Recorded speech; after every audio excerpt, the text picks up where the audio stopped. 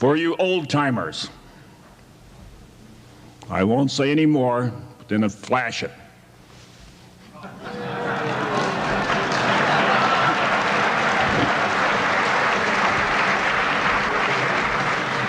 Wimber, a great tradition. You know, I'll tell you what, it's really a great pleasure to be here this evening, principally because, you know, last night I had a dream. I dreamt I was coming down that commuter with my friend here, Bobby, and the plane crashed. I woke up, and there I was in heaven. St. Pete says, Frank, God almighty, what are you doing here? We weren't expecting you so soon. And I told him, I said, we had this problem with the plane, it dropped, etc., and everything else. He said, well, since you're here, let me show you around. So he takes me around, and we're looking around everything else, and I'll be doggone it, I see Bobby Riggs. He's sitting over there, and I thought to myself, God, he was on that plane with us. He's here. Of course, they were expecting him a little sooner.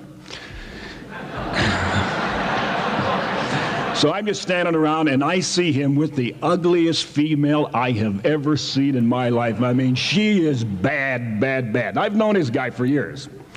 So I said to St. Pete, I says, you know, Bobby Riggs, he wasn't a bad guy. You know, in his heydays, he was a good-looking guy. You know, he did a lot of things, great tennis player and everything else. You know, why Bobby Riggs with this ugly-looking gal? He says, Frank, Bobby barely got into heaven. And he must atone for his sins by being with this ugly gal for eternity. I thought to myself, God almighty, that poor guy's in trouble. He said, well, come on, let me show you around. There's a few more of your friends here. So we walk around a corner. Who do I see?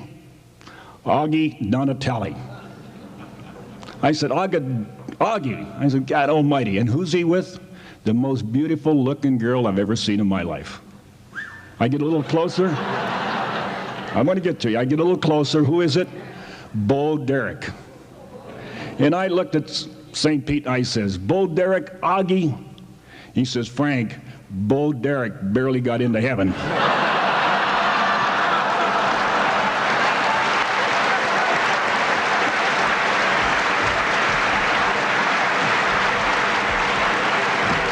No, he's really a great guy. I bet your wife's going to get me for that one. But you know, as I said, it's a pleasure. I really did learn to give short speeches. My first year in Arizona, 1955. Arizona State was a relatively small institution. There were about 4,200 students. This is before Donn Kinzle came in there. Dandy Vine was the head coach, and every time that we had to go out and give a speech, we drew straws, and the guy that got the shortest straw went to some outlying area. He never went to the Baghdad's, Eloy, etc. So I drew this straw one particular time, and I had to get down to Eloy, Arizona.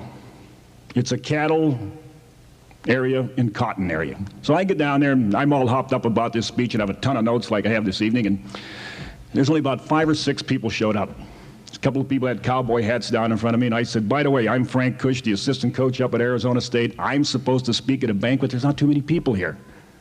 He said, son, he said, just be patient. So we stood around, about 5 or 6 others came, and I was getting kind of squirmish. And I said, what do you think I ought to do, mister? He said, son, let me tell you something. I'm not too well educated, only went to 8th grade.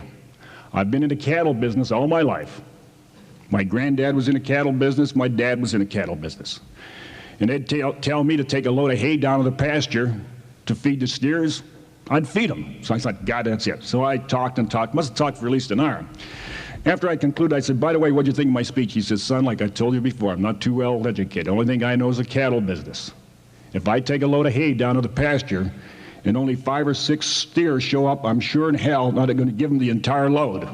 So I won't give you the entire load. In fact, when I told, you know, we're talking about how long should we speak and everything else, and I told my wife, I said, they want us to speak approximately 6 to 12 minutes.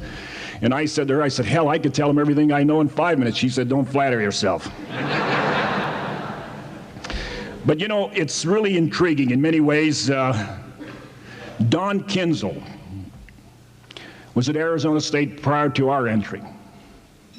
You know, he started here at Altoona, did a remarkable job as one of the outstanding athletes, excelled in track and field, one of the premier track and field people. Went to Duke, had a number of scholarships, went down to Duke University, participated in track there, again was extremely outstanding, won the Penn relays. He was an Olympic hopeful. until, of course, the Second World War, when the old Western Front opened up and the guns of Germany shattered many, many dreams. So Donn enlisted. In fact, he enlisted in the Royal Canadian Air Force. He was in the Air Force, and this was prior to Uncle Sam getting into the Second World War. And after the war, he came to Arizona. In Arizona at that time, when I say small, the institution probably was about 4,200. The city of Tempe was probably about 6,000. You hear a great deal about Arizona State athletics. Donn not only participated in athletics, but he eventually became involved in administration. But as a participant, he won 3 conference championships consecutively in the hurdles, both the high and low, and a broad jump. An outstanding individual. Then he became a graduate assistant, got involved in the track program, and I understand that he and a number of people went over to Santa Fe Railroad, confiscated, now this is quite a story, a railroad car from Santa Fe full of cinders, and they built one of the fastest tracks at Arizona State. In fact, they had it for years and years. So this is a type of enthusiasm work. Then he became the athletic director. And Donn is probably the father, like many others in that era, that built a program, not only in track and field, but in athletics through the entire institution. The football program, the baseball program, and certainly the basketball program. At that time, Arizona State was probably one of the finest track and field teams in the nation, continually fighting Southern Cal, the perennial champs. So this is the type of an individual that developed Arizona State, and it's typical of what goes on out the West. And after that, he went to Brazil, was coaching the Olympic team and did a great job there. Then he came to Duncansville, and I stopped in to see him on a couple occasions. He was the mayor there, got involved in state legislation, and now he is up at State College. And I present to you Donald. Come on up.